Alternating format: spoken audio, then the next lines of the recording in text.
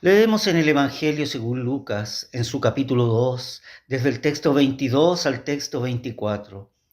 Y como se cumplieron los días de la purificación de ella, conforme a la ley de Moisés, le trajeron a Jerusalén para presentarle al Señor. Como está escrito en la ley del Señor, todo varón que abriere la matriz será llamado santo al Señor. Y para dar la ofrenda conforme a lo que está dicho en la ley del Señor, un par de tórtolas o 2 palominos.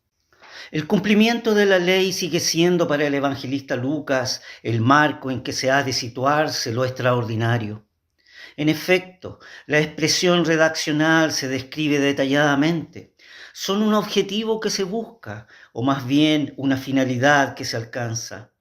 Lucas describe aquí con un solo rasgo las prescripciones y su fiel observancia. La verdad es que la historia de la salvación no surge de la nada, sino de la observancia fiel y cotidiana de la ley, aquellos preceptos divinos, pero no la provoca. Sin embargo, la observancia humana, que no constituye más que su marco, es decir, su terreno, en donde la salvación solo puede ponerla en movimiento el Espíritu de Dios.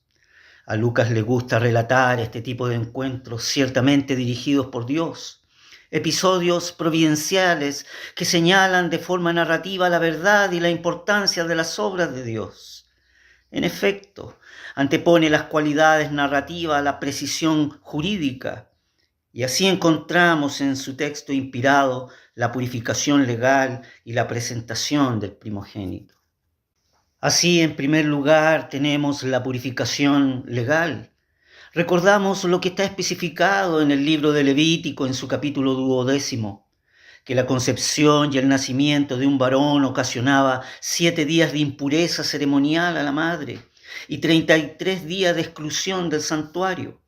En otras palabras, durante todo ese tiempo, 40 días en total, la madre no podía acercarse al santuario.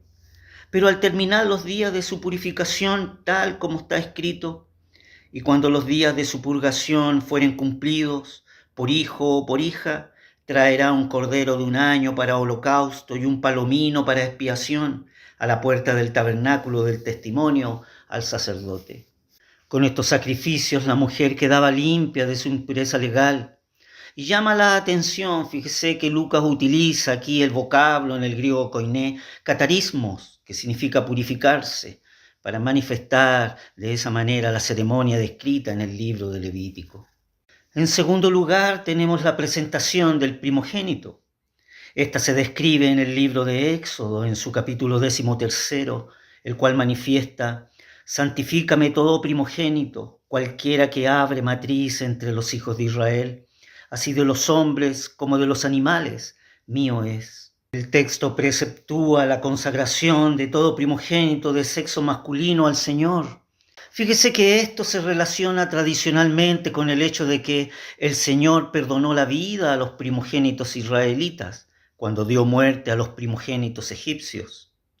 Aquí la idea original era que el primogénito debía dedicar su vida al servicio de Dios de un modo especial, pero de hecho fue la tribu de Leví la que se encargó de servir al Señor en el culto, sustituyendo a los primogénitos. Este notable aspecto veterotestamentario fue reconocido por las disposiciones legales expresadas después en el libro de Números, en su capítulo 18, que dispensaban al primogénito de tal servicio mediante el pago de 5 siclos de plata, es decir, 20 denarios. El texto inspirado por el divino autor lo expresa así: todo lo que abriere matriz en toda carne que ofrecerán a Yahvé, así de hombres como animales, será tuyo. Mas has de hacer redimir el primogénito del hombre, también harás redimir el primogénito de animal inmundo. Y de 1 mes harás efectuar el rescate de ellos, conforme a tu estimación, por precio de 5 siclos, al siclo del santuario, que es de 20 óbolos. Tal suma debía pagarse en el santuario, es decir, en el templo. Pero Lucas, inspirado por el divino autor, no dice absolutamente nada del expendio de los 5 siclos de plata. Por el contrario, conecta con este acontecimiento el sacrificio de las 2 tórtolas o pillones, que de hecho están relacionados con la purificación de la madre. Por tanto, Lucas no piensa tanto en el rescate propiamente tal, sino que manifiesta implícitamente como una convicción profunda de que la pertenencia del recién nacido es del Señor. Es aquí donde encontramos un tema cristológico. El Señor no fue rescatado o redimido con los 5 siclos de plata, sino que Él es el que rescataría y redimiría al hombre en su necesidad y en su condición pecaminosa. Por lo tanto, se confirma su esencia como un atributo principal para tal obra de redención, su santidad. Será llamado santo al Señor. El evangelista expresa así el motivo cristológico en forma concreta, presentando a Jesús en el templo delante de Dios en carne y hueso. Esta escena, tal como la narra Lucas, corresponde a lo expresado por el profeta Malaquías en su capítulo 3, cuando dice: y luego vendrá a su templo el Señor a quien vosotros buscáis. Es decir, esta es la entrada del Señor al templo. Pero esto supone una depreciación del templo propiamente tal, puesto que lo santo, es decir, la presencia del Señor en el templo, es más que el templo en sí. Pareciera entonces que Lucas desea asegurar de este modo la presencia de toda la familia en el templo. Junto con la condición humilde de la familia está la obediencia a lo prescrito en la ley. Ellos entendían que el Señor lo había determinado y estaba escrito en la ley como mandamiento para el pueblo de Israel. Y dar la ofrenda a lo que está especificado en la ley del Señor, tan solo un par de tórtolas o palominos en su humilde condición.